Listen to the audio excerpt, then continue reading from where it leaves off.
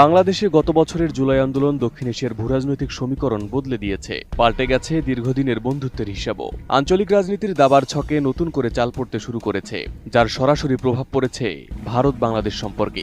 বর্তমানে বাংলাদেশে যেমন তীব্র ভারত বিরোধিতা বেড়েছে, তেমনি ভারতে বেড়েছে বাংলাদেশ বিরোধী মনোভাব। সাম্প্রতিক সময়ে এই উত্তেজনা চরমে পৌঁছেছে।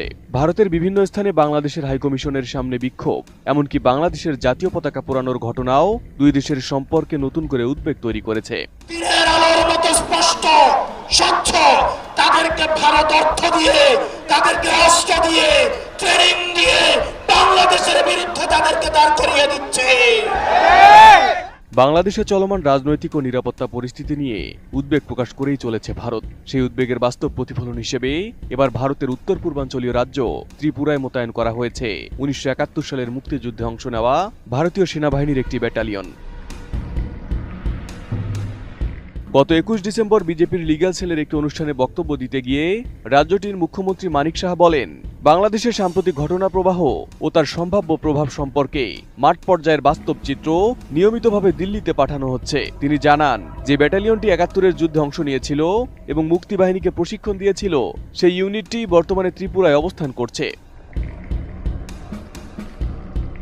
নতুন বাংলাদেশ গড়তে এলো জুলফিকার স্টিল। জুলফিকার স্টিল, ইস্পাত দৃঢ় অঙ্গীকার। 1971 সালের মুক্তিযুদ্ধে ভারতীয় সেনাবাহিনীর মাউন্টেন ডিভিশনগুলো, বিশেষ করে 20তম মাউন্টেন ডিভিশন এবং 8ম, 6ষ্ঠ ও 4র্থ মাউন্টেন ডিভিশনের বিভিন্ন ইউনিট তৎকালীন পূর্ব পাকিস্তান তথা বর্তমান বাংলাদেশের মুক্তিযুদ্ধে গুরুত্বপূর্ণ ভূমিকা রেখেছিল। সেই ইতিহাসের সঙ্গে যুক্ত একটি ব্যাটালিয়নের পুনরায় মোতায়েন করেছে ভারত। মানিক সাহা তার বক্তব্যে আধুনিক যুদ্ধ কৌশলের কথা উল্লেখ করেন। তিনি বলেন, আন্তর্জাতিক সীমান্তে সরাসরি সেনা উপস্থিতি সবসময় প্রয়োজন হয় না। অপারেশন সিন্দুরের উদাহরণ টেনে তিনি বলেন, আধুনিক প্রযুক্তির মাধ্যমে এক ক্লিকেই শত্রুকে আঘাত করা সম্ভব। একই সঙ্গে তিনি অভিযোগ করেন, বাংলাদেশে অস্থিরতা উস্কে দেওয়ার পেছনে পাকিস্তানের ভূমিকা রয়েছে। বাংলাদেশে ভারত বিরোধী শক্তিকে মৌলবাদ আখ্যা দিয়ে তিনি আরও দাবি করেন, ক্ষমতাচ্যুত শেখ হাসিনা দেশ ছেড়ে পালানোর পর বাংলাদেশে মৌলবাদী শক্তি সক্রিয় হয়ে উঠবে, এটা নাকি ভারতের প্রত্যাশিতই ছিল।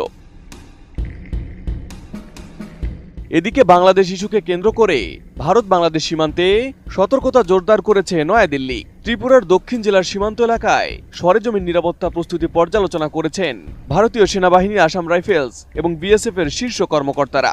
প্রায় 856 কিলোমিটার দীর্ঘ বাংলাদেশ ত্রিপুরা সীমান্তের বড় অংশ এখনো কাঁটাতারবিহীন থাকায় নিরাপত্তা জোরদারে বিশেষ গুরুত্ব দেওয়া হচ্ছে। Arif Hasan, ATN news.